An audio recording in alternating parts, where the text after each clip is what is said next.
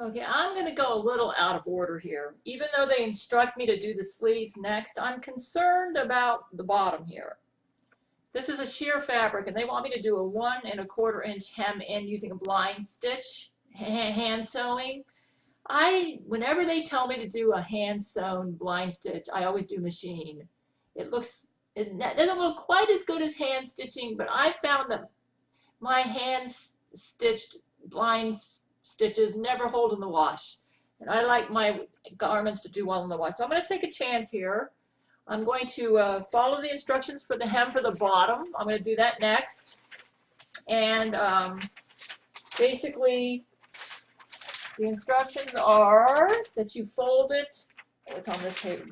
You need to iron it. So here, I'll show you.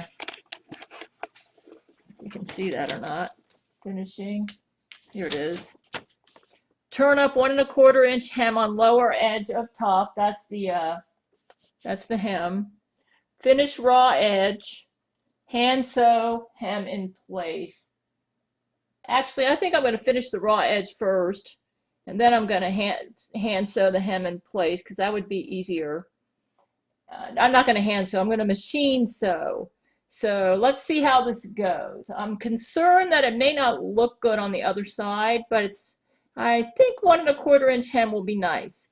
And because I'm doing blind stitch, it might work. So let me try this and see how it goes. And right now I'm going to go over to the ironing board and iron it up. Well, first I'm going to finish the raw edge. Then I'm going to iron it up 1¼ inch, and then I'm going to do a machine blind stitch. And so let me just go ahead and go over to the ironing board. Okay, it looks like the bottom is pretty even, so I can just leave that the way it is. I'm going to go ahead and finish the edges there using the same technique that I used for the facing and the same stitch. And then after I do that, then I'm going to iron it up 1¼ inch. Like I'm going to fold it in like this and then iron it all the way around 1¼ inch, and then I'm going to do a machine blind stitch. So right now I'm going to work on finishing the edge. Let me go ahead and get the machine set.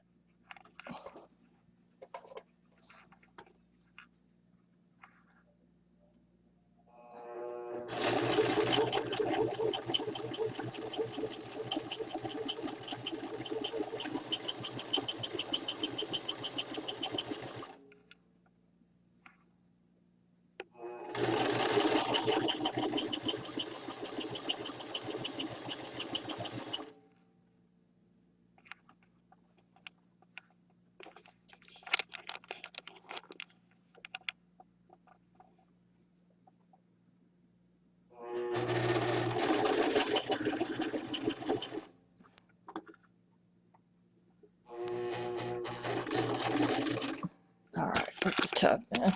I have to concentrate on. I have finished the raw edge. Another reason I wanted to do this is you can see I don't have a lot of thread left, and for the blind stitch it's really important to have a color that matches your fabric. So since I'm in danger of possibly running out, I decided I better do the hem first on the bottom. That way if I run out and I use gray thread for the sleeve area, it's not going to show that much. But here's the finish that I did. Now I'm going to iron this up, maybe about an 1¼ inch, and then I'm going to do a machine blind stitch all the way around here on the bottom for the bottom hem.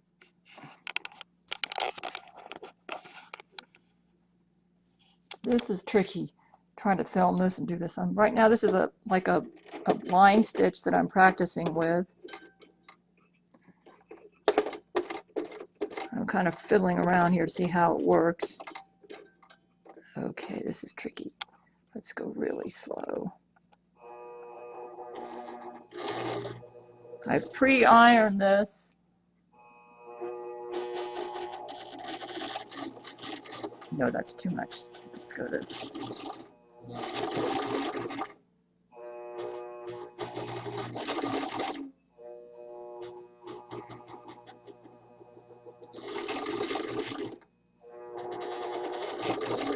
Catching it more into the fabric than I want. Let's try going this way.